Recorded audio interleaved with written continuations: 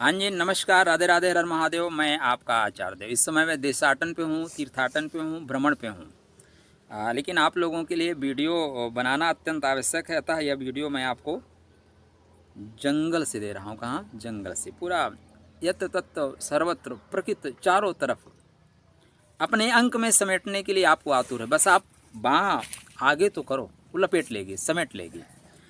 तो आज हम बात करेंगे दीपावली, लक्ष्मी पूजन। कौन सा वो उपाय करें जिससे कि आपको लाभ होना मिल जाए, आपको धन की कमी जीवन में ना हो, वो आपको परिहार, वो आपको उपाय बताएंगे। वीडियो थोड़ा बाहर बना रहा हूँ तो हो सकता है आवाज़ें ज़्यादा आएँ, तो उसको आप एडजस्ट करेंगे। ये सब सामान्य सी बातें हैं। देखिए, सबसे पहले तो ये ध्यान रखिएगा, अगर आप एक दिन योग करो, एक दिन प्राणायाम करो, शेष 365 डेज आप हेल्दी रहने की कोशिश करो, तो ऐसा होने वाला नहीं है। ठीक है ना? योग प्राणायाम आपको 365 दिन में 300 दिन करने चाहिए, तब जाके आप हेल्दी रहोगे। उसी तरह लक्ष्मी पूजन अगर आप एक दिन करते हैं, आप ये सोचते हैं कि बाद में 364 डेज आप मस्ती करोगे, तो भूल जाओ महाराज, लक्ष्मी जी की कृपा नहीं होने वाली है। आपको निरंतर श्रम करना पड़ेगा। एक दिन काम करने से कभी मिलता है क्या? लेकिन हाँ, एक दिन सही टाइम पे अगर आप बीज डाल दीजिए ना, तो बीज फिर आप उसकी देख रेख करते रहिए, वो पुष्पित पल्लवित होता है, वृक्ष बन जाता है। तो ये जो दिन है, ये बीज डालने का है। दीपावली, लक्ष्मी पूजन मतलब लक्ष्मी जी के कृपा प्राप्त करने के लिए बीज डालने का है। इसको हरदम ऐसे देखिएगा। दीपावली पे करें पूजन, धरती फाड़ कर देगी सोना, आकाश में फटेगा और स्वर्ण वर्षा होगी, ऐसा कुछ नहीं होने वाला है। ठीक है? देखिए, पूरे अभी तक के इतिहास में केवल एक ही व्यक्ति हुए जिन्होंने स्वर्ण वर्षा कराई, आदि गुरु शंकराचार्य महाराज ने। कनकधारा स्त्रोत उसका जीता जागता प्रमाण है। आज भी यदि आपको पैसे की बहुत ज़्यादा आवश्यकता है, तो आप कनकधारा स्त्रोत का नियमित पाठ करना शुरू करिए और उसकी जो विधियां हैं उसको फॉलो करिए। स्वर्ण वर्षा नहीं होगी, किंतु जीवन में अभाव नहीं रहेगा। लक्ष्मी के 8 स्वरूप माने जाते हैं। 8 लक्ष्मी में सिर्फ धन लक्ष्मी ही नहीं है, और भी 7 लक्ष्मी महत्वपूर्ण है। तो पहला कोशिश ये करिए कि देखिए, हरदम क्लू को समझिए। आप पुरुष हैं, आप लक्ष्मी की चाहत रखते हैं, आप अपने घर की लक्ष्मी का अनादर करते हैं, तो लक्ष्मी आपके पास कभी नहीं आएंगी। तो कभी भी कितना भी क्रोध आए आपको, किसी के माँ बहन के लिए माँ बहन शब्द आपके जुबान पे नहीं आना चाहिए। आप महिलाओं का अनादर करेंगे और कोशिश करेंगे कि लक्ष्मी माँ आपके ऊपर कृपा करें, संभव नहीं है जी, भूल जाइए, हो ही नहीं सकता। तो चाहे अपनी माँ है या दूसरों की माँ है या बच्चों की माँ है, सभी माँओं का आदर करें। हमारे यहाँ यत्र नार्यस्त पूजनते रमनते तत्र देवता, मतलब वहाँ आके उनको रहना पड़ेगा, रहते हैं नहीं, रहना पड़ेगा। तो पड़ेगा मतलब अगर आप लक्ष्मी का पूजन करेंगे तो नारायण भी आ जाएंगे। इसलिए अपनी और सबकी सम्मान करो। संसार में आप जो प्रकृति है ना, प्रकृति उनका स्वरूप है। जब भी पुरुष उन पर बलात् अधिकार प्राप्त करना चाहता है, तो समय की गति घूमती है, प्रकृति घूमती है और पुरुष को कमज़ोर कर देती है और नष्ट कर देती है। इस चीज़ को आपको समझना ही होगा। तो आप लक्ष्मी की आराधना, लक्ष्मी की पूजन, लक्ष्मी की उपासना कर रहे हैं, तो ये ध्यान रखना पड़ेगा किसी भी औरत का अपमान आपके मुख से ना हो। तो महिलाओं का सम्मान करें। आपके घर की महिला है या किसी और की महिला है, उसको रिस्पेक्ट दें, आप करके बात करें। सूर्योदय से पहले जगना आरंभ करें, सूर्यास्त के पहले ना सोएं, तब भी आपके पास लक्ष्मी की कृपा प्राप्त होती रहेगी। बहुत से लोग ऐसे होते हैं कि जब मन होता है तब सोते हैं, जब मन होता है तब जगते हैं। ऐसा नहीं है। आप लक्ष्मी जी की पूजन कभी भी केवल लक्ष्मी जी के साथ ना करें, भगवान विष्णु के साथ करें। नारायण के बिना लक्ष्मी नहीं रह सकती। तो जब भी पूजन आप कर रहे हैं, नारायण के साथ पूजन करें, तो माता रानी की कृपा आपके पास रहेगी। आप घर में जो प्रयोग कर रहे हैं ना, तो चूल्हे पे कभी भी जूठे बर्तन रख के ना सोया करें। आप अपने जूठे बर्तन साफ सुथरा करके ही सोया करें, नहीं घर से लक्ष्मी धीरे धीरे रूठ जाएगी। इसलिए आदत बना लें। तावा आपने छोड़ दिया, चाय का बर्तन छोड़ दिया, अगर ये सारी आदतें हैं ना आपकी, तो आपसे धीरे धीरे लक्ष्मी आपसे रूठ जाएंगे। झाड़ू जो है ना, सही तरीके से रखिए, छुपा कर रखिए। झाड़ू सायंकाल के बाद मत लगाया करिए, प्रातः काल ही लगाने का विधान है। रात में लगाएंगे तब भी लक्ष्मी का अनादर होता है और लक्ष्मी ऐसे करके धीरे धीरे आपसे दूर हो जाती हैं। आप जो चंदन घिसते हैं ना, चंदन घिस के डायरेक्ट परमात्मा को मत लगाइए, उसको पहले एक बर्तन में रखिए, उसके बाद फिर परमात्मा को लगाइए, फिर अपने आप को लगाइए। अगर आप डायरेक्ट परमात्मा को लगाते हैं तो इससे भी लक्ष्मी की कृपा आपके पास धीरे धीरे कम हो जाती है। उत्तर दिशा जो होती है ना आपके घर में, वो कुबेर की दिशा होती है, धन लक्ष्मी की दिशा होती है। तो इस स्थान को मातृ स्थान से रिलेशन बनाया गया है। तो यहाँ पे अगर कूड़ा या बेकार की चीज़ें आप रखते हैं तो आपसे लक्ष्मी नाराज हो जाएंगे, घर की सकारात्मक ऊर्जा धीरे धीरे आपसे डिस्कनेक्ट होने लगती है। और महिलाओं के लिए खास बात, कृपया जूठे बर्तन रात में रख के ना सोया करें, थोड़ा सा शर्म किया करें और उसको धुल मांझ कर ही सोया करें। आपके जीवन में लक्ष्मी जो है 8 प्रकार से आती हैं, धन लक्ष्मी, वैभव लक्ष्मी, गज लक्ष्मी, अधिलक्ष्मी, विजय लक्ष्मी, ऐश्वर्य लक्ष्मी, वीर लक्ष्मी, धान्य लक्ष्मी और अंत में संतान लक्ष्मी। संतान भी लक्ष्मी का स्वरूप होता है, तो इसलिए संतान लक्ष्मी कहा गया है। अब देखिए, दीपावली का जो पूजन है ये लक्ष्मी जी के आगमन पे, इस दिन हम मानते हैं कि लक्ष्मी जी हमारे पास आती हैं, हमें कृपा देने आती हैं। तो कोई भी व्यक्ति आपके घर में आता है तो हम उसके लिए थोड़ा डेकोरेट करते हैं, आइए वेलकम जी, आपका स्वागत है आपका, उसका भी मन प्रसन्न हो जाएगा। अब कोई व्यक्ति आपके आया और बेल मार रहा है, आप अलसाए हुए उठे हो, हाँ जी कौन जी, वो चला जाएगा, बोलेगा बेकार आदमी, इसके आना ही नहीं है। तो इस दिन माता रानी के लिए पूरा जो भी सिस्टम है, सिस्टम अपडेट करके रखिए। इस दिन सप्तमुखी दीप जलाएं और माता के लिए जो है ना पीली कौड़ियाँ रखें। अब आपको मैं कुछ उपाय बताऊंगा जिससे कि धन प्राप्ति में आपको सहयोग करें, तो कंसंट्रेट होकर सुनिएगा। वीडियो पसंद आता है तो आप स्वतः सब्सक्राइब कर लीजिएगा, चैनल को नहीं किया है तो वैसे आपने सब्सक्राइब किया होगा, अपने मित्रों तक भेजिएगा। हम एक्चुअली आपको पूरा ये सिस्टम जो है ना आपके कुंडली के अनुसार देने वाले थे, मतलब लग्नानुसार देने वाले थे, लेकिन समयाभाव की वजह से हम आपको नहीं दे पा रहे हैं, तो विशद में आपको दे रहा हूँ। तो आप उस दिन कौड़ी लेके आएँ, गोमती चक्र लेके आएँ, कमल गट्टे की माला लेके आएँ, स्फटिक की माला लेके आएँ, श्री यंत्र लेके आएँ।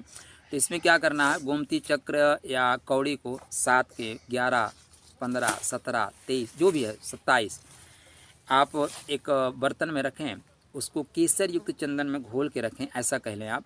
और जब आप पूजन कर रहे हैं ना तो माता रानी के पास रखें और 1 सप्ताह तक या देवोत्थानी एकादशी तक रखें। उसके बाद उनको जो है बांध के कपड़े में अपने तिजोरी में रख दें, धन की कमी नहीं होगी।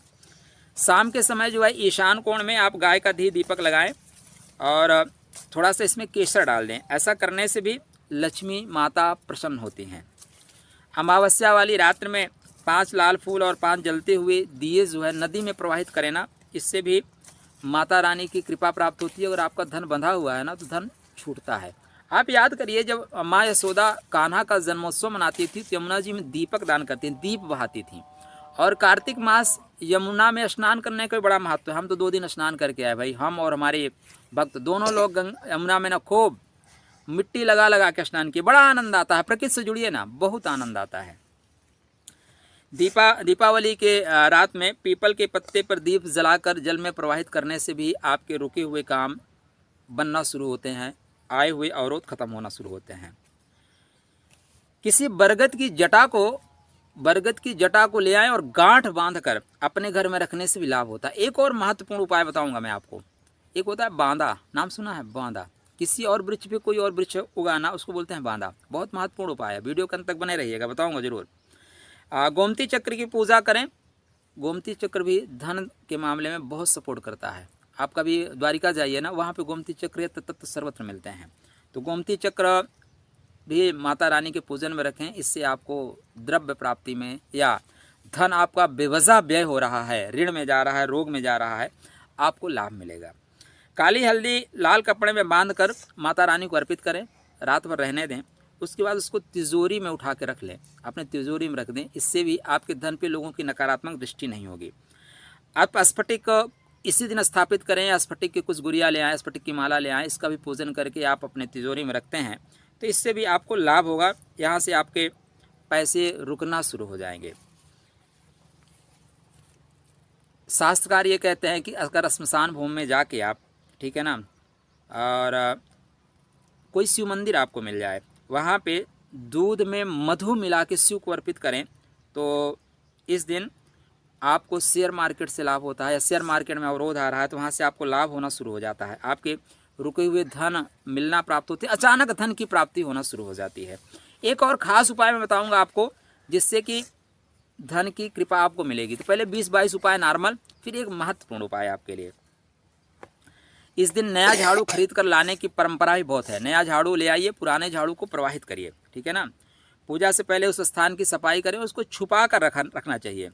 अगले दिन उसका उपयोग करें, इससे दरिद्रता का नाश होगा और लक्ष्मी जी का आगमन कंटिन्यू बना रहेगा। दीपावली के दिन एक चांदी की बांसुरी राधा और कृष्ण के मंदिर में चढ़ाएं।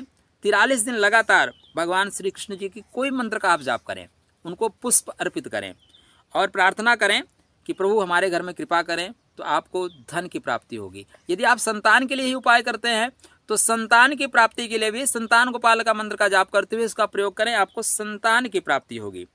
दीपावली पे जो आप गणेश और लक्ष्मी की प्रतिमा खरीद रहे हैं, फोटो खरीद रहे हैं, तो यहाँ से ध्यान देख लीजिए, गणेश जी की जो सूंड है वो दाईं भुजा की ओर मुड़ी होनी चाहिए। इससे आपको क्या होता है, रिद्धि सिद्धि की प्राप्ति होती है, धन संपदा में बढ़ोतरी होती है, संतान आपकी प्रतिष्ठित होती है और दिनों दिन उसकी वृद्धि करती है।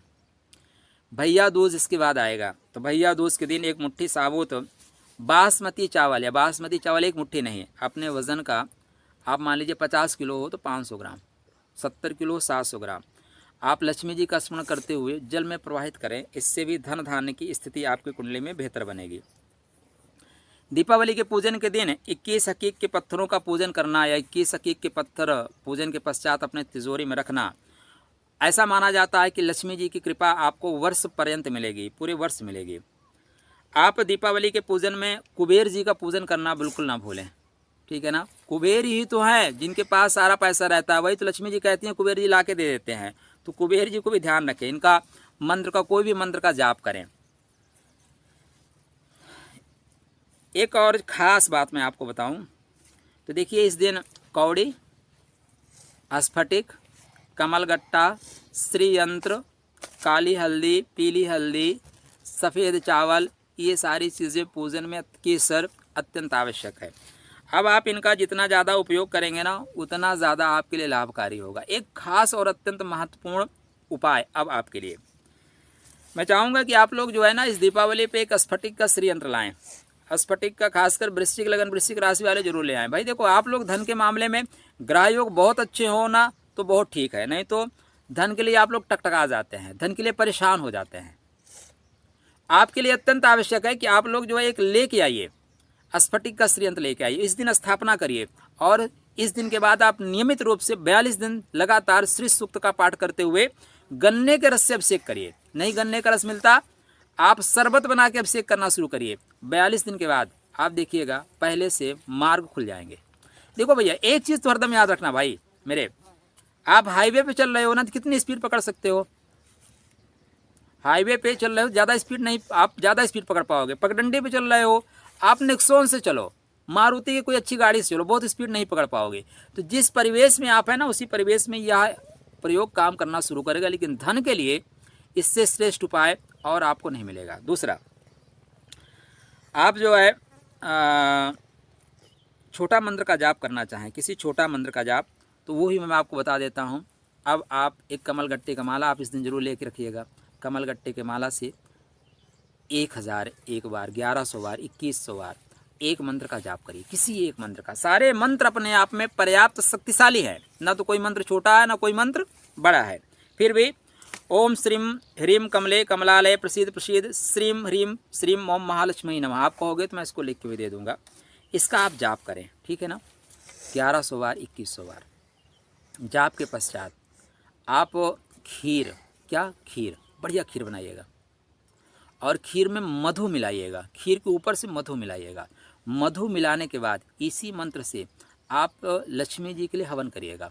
देखिए, आप पूजा पाठ में यदि हवन नहीं करते ना तो मज़ा नहीं पाएंगे, आनंद नहीं आएगा। आपने हवन क्या होता है ना, देवताओं तक आपका मैसेज पहुंचाने का सबसे सशक्त माध्यम है व्हाट्सअप है, तुरंत पहुंचेगा, टक से पहुंचेगा। तो यहाँ पे यदि आप हवन करते हैं ना, एक नॉर्मल उपाय आपको बताऊँ, घर में आप अपने मेज पे 4 मिर्ची रख लो, कोई फ़र्क नहीं, वही 2 मिर्ची आग जला के डाल दो ना, पूरे घर का माहौल ही बदल जाएगा, माहौल ही अलग हो जाएगा, सबको पता चले जाएगा कि मिर्ची जली है।